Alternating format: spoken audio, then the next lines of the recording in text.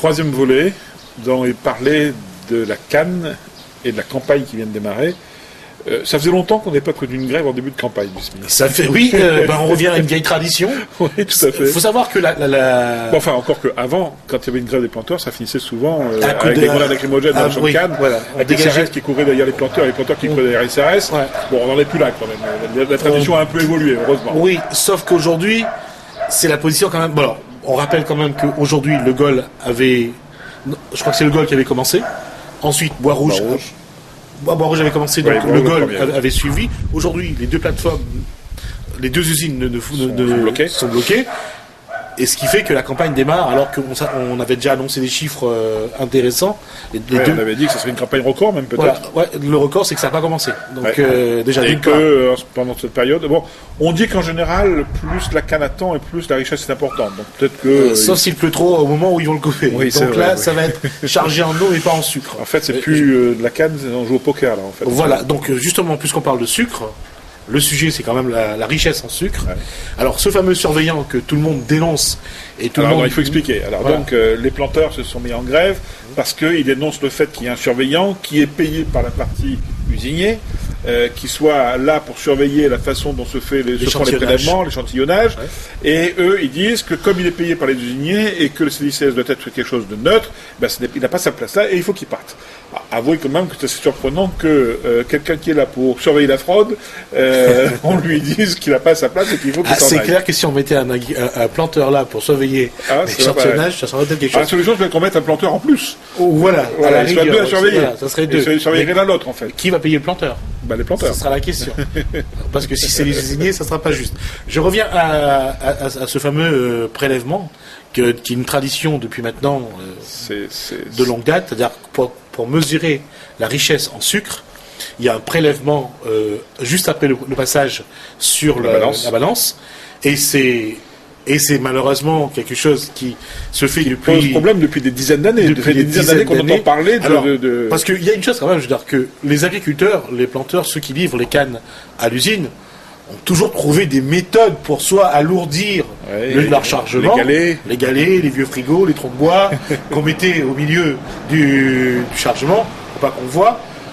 Lorsqu'on a commencé à mettre l'échantillonnage avec à faire les prélèvements. En fait, c'est un tuyau qui est gros comme ça, avec des dents au bout, et qui tourne, et qui pénètre dans le chargement, et qui prélève une quantité de canne. Quand on trouvait les galets, le chargement restait sur le... Oui, et puis les dents, parfois aussi, on prenait un coup. Alors, et il y a aussi, très courte. Voilà, il y a aussi la méthode pour augmenter le sucre.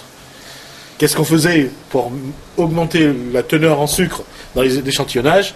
Mais simplement, on rajoutait du sucre avant de fermer le sachet, avant de l'envoyer au laboratoire. Mais je parle au moins d'un copain qui s'est fait prendre, qui travaillait là-dedans.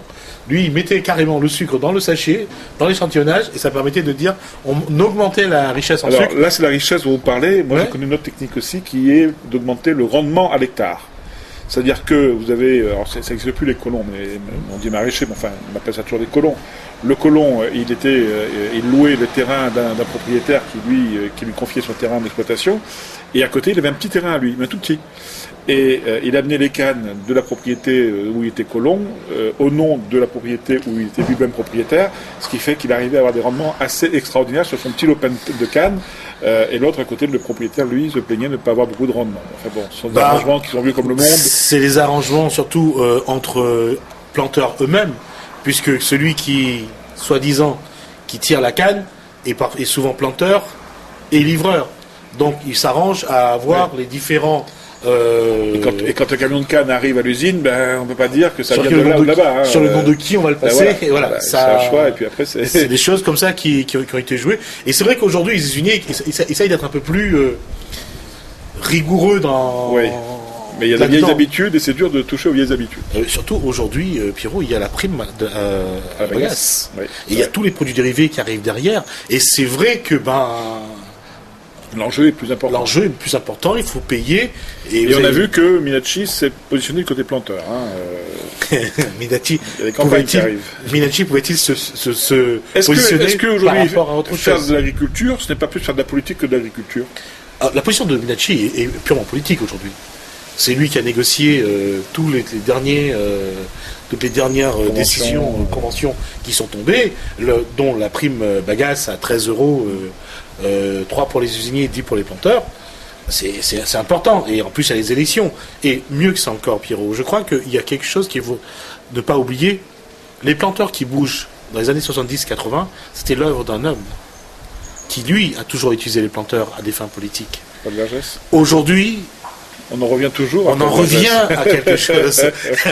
Je veux dire qu'il ne faut pas non plus... Mais Minachi n'est pas non plus l'homme de Vergès. Hein, Non, il n'a plus été pendant un moment. Oui. Aujourd'hui, est-ce que le contexte a changé? Peut-être. Est-ce qu'il a besoin de revenir C'est peut-être surtout Vergès qui a besoin de lui, et donc... Ce qui change aussi. Voilà. Donc Vergès, n'a besoin de personne. C'est alors qui a besoin de Vergès. Alors, la question, c'est qui se sucre sur les cannes aujourd'hui pour la politique? Ah, bonne question, Jasmine. Merci. À bientôt. Au revoir. Au revoir.